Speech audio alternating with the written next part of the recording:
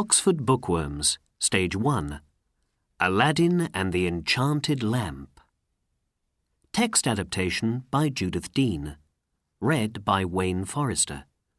Published and copyright Oxford University Press, 2005.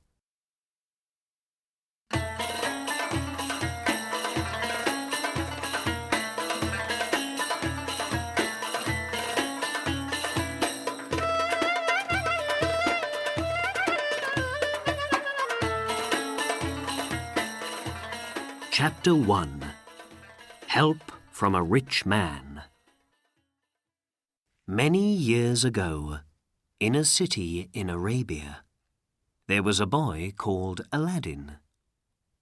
He lived with his mother in a little house near the market, and they were very poor.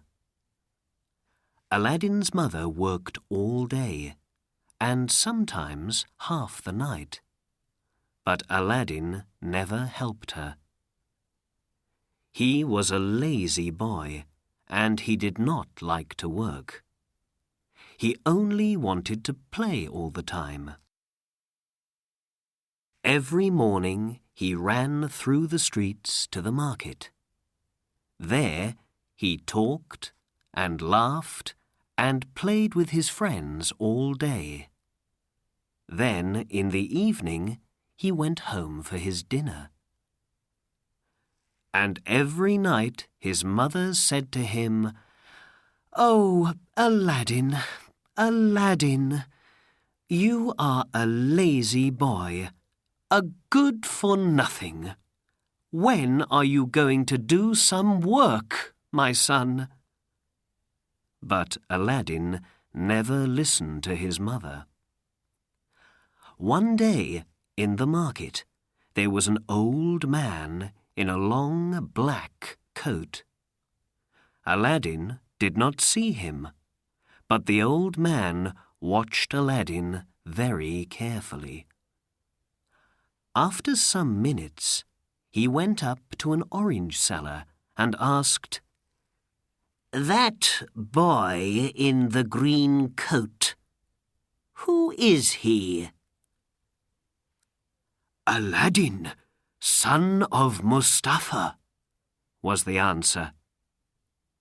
The old man moved away. "Yes," he said quietly, "yes, that is the boy. The right name and the right father." Then he called out to Aladdin, "Boy! Come here for a minute. Is your name Aladdin? Aladdin, son of Mustafa?" Aladdin left his friends and came to the old man.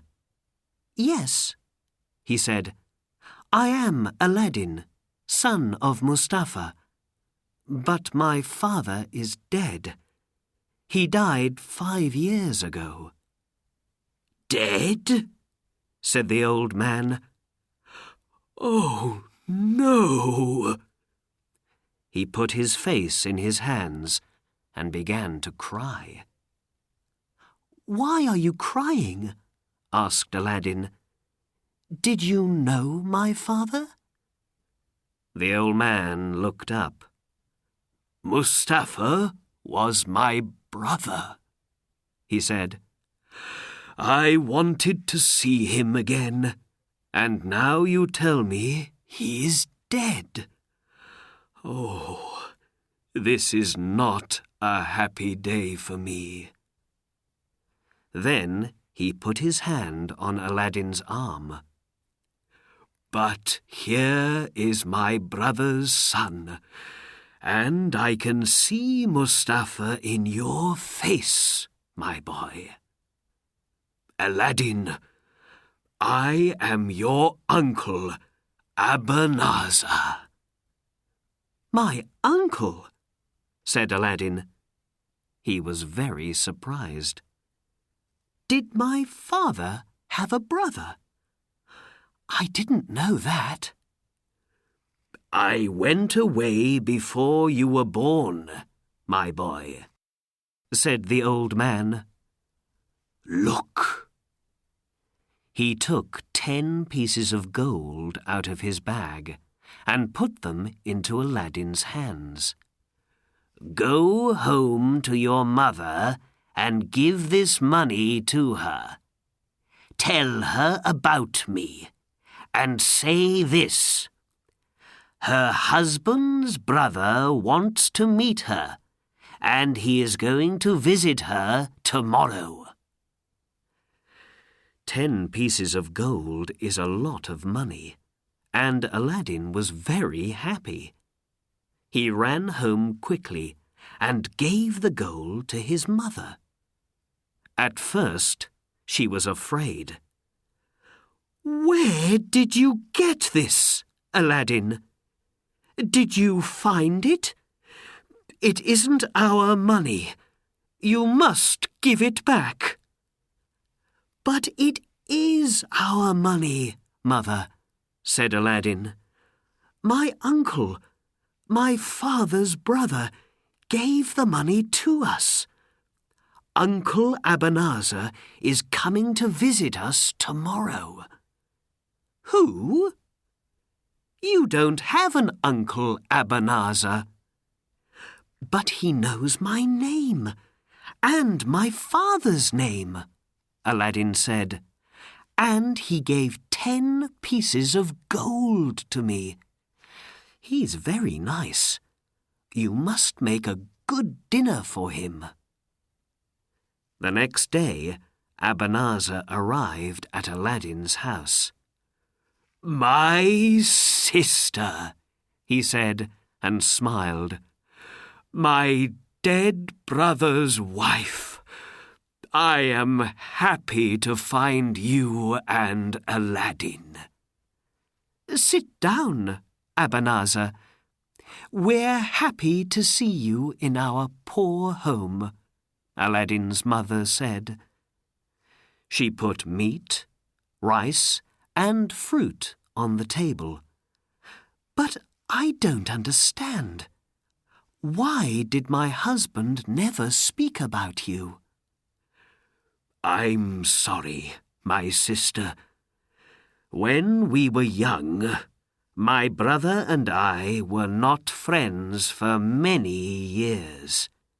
Then I went away to a far country. I am an old man now, and wanted to see my brother again and take his hand. But he is dead, and I cannot speak to him or say goodbye to him now." Abanazar had tears in his eyes, and Aladdin's mother began to cry too. "But I am home again now," the old man said, "and I can help my brother's wife and his son, because I am a rich man." He looked at Aladdin. "Aladdin, my boy, what work do you do?" Aladdin did not answer, and his face was red. "Oh, don't ask Aladdin questions about work," his mother said. "He never works. He plays with his friends all day, and only comes home when he is hungry." "Well, my boy, tomorrow we must get a new coat for you. Then we can talk about work. Would you like to have a shop in the market, perhaps?" Aladdin smiled. "A shop," he thought, "and me, a rich market seller. Why not?"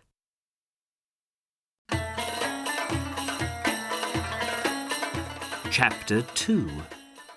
A Walk to Nowhere.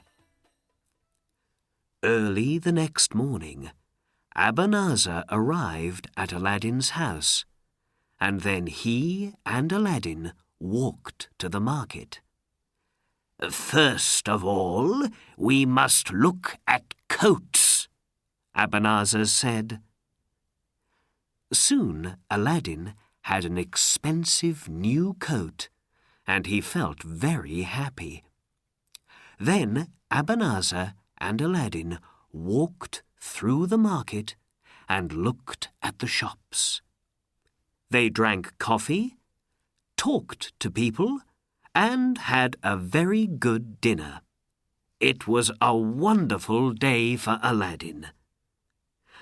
On Friday, when the market was closed, Abanazar took Aladdin to the beautiful gardens in the city.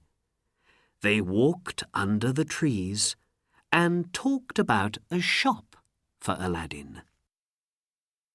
"You are very good to me, Uncle," Aladdin said. Abanazar smiled. "But of course," he said, "you are my brother's son. Now, let us leave the city and go up into the hills. There is something wonderful there, and you must see it." They left the gardens, walked past the Sultan's palace, and out of the city up into the hills. They walked for a long time, and Aladdin began to feel tired. "It's not far now," said Abanazar. "We're going to see a beautiful garden, more beautiful than the garden of the Sultan's palace." At last, Abanazar stopped. "Here we are," he said. Aladdin looked, but he could see no gardens on the hills. "Where is this garden, Uncle?" he said. "First we must make a fire," said Abanazar. Aladdin did not understand, but he made a fire for his uncle on the ground. Then Abanazar took some powder out of a small box and put it on the fire. He closed his eyes and said, "Abracadabra!" At once, the sky went dark. Black smoke came from the fire, and the ground under the fire began to open. Then the smoke went away, and in the ground there was now a big white stone with a ring in it. Aladdin was very afraid. He began to run away, but Abanazar took his arm and hit him on the head. For a minute or two, Aladdin could not speak or move. Then he cried, "Why did you do that, Uncle?" "You must be a man now, not a child," said Abanazar. "I am your father's brother, and you must obey me. Don't be afraid. In a short time, you're going to be a rich man. Now, listen carefully." He took Aladdin's hand. "Only you can move this stone. Put your hand on the ring and say your name and your father's name." Very afraid, Aladdin put his hand on the ring. It was not hot, but very cold. "I am Aladdin, son of Mustafa," he said. The stone moved easily, and now Aladdin could see stairs under the ground. "Go down those stairs," Abanazar said, "and then through 4 big rooms. In the last room, there is a door into a garden, and under one of the trees, there is a lamp. You can take some fruit from the trees, but first you must find the lamp. Bring the lamp to me." "Please come with me, Uncle," Aladdin said. "No, only you can do this, my boy." Abanazar took a gold ring off his finger and gave it to Aladdin. "This ring is magic and can protect you," he said. "Be careful and bring me the lamp quickly." Aladdin put the ring on the little finger of his left hand and began to go down the stairs. It was dark, and he was afraid, but he was more afraid of Abanazar. And Aladdin was right to be afraid, because Abanazar was not his uncle. He was a magician from Morocco, and he wanted this lamp very much. It was a magic lamp, and only a poor boy from the city could get it for him, a boy called Aladdin. Aladdin went down 100 stairs and into the first room. Down here, it was not dark, and he went quickly through the rooms to the door into the garden. There were trees in the garden, with beautiful fruit of different colours, white, red, green, and yellow. He soon found the lamp under one of the trees. "Why does my uncle want this dirty old lamp?" he thought. He put it in his pocket. Then he began to take fruit from the trees and to put it in every pocket of his coat. After that, he went back to the stairs and began to go up. Soon he could see Abanazar and the blue sky. "Give the lamp to me," Abanazar said, and put out his hand. "Quickly, boy, the lamp!" Aladdin could not get the lamp out of his pocket because it was under the fruit. He looked at Abanazar's angry face and was afraid. "First, help me out. Then you can have the lamp," he said. "Please, Uncle." "First, the lamp," cried Abanazar. "Give me the lamp!" "No," Aladdin said. "You good-for-nothing! You dog! You and the lamp can stay down there." Angrily, Abanazar ran to the fire and put more powder on it. "Abracadabra!" he called. The big white stone moved again, and now Aladdin could not see the sky. He was in the dark, under the ground, and could not get out.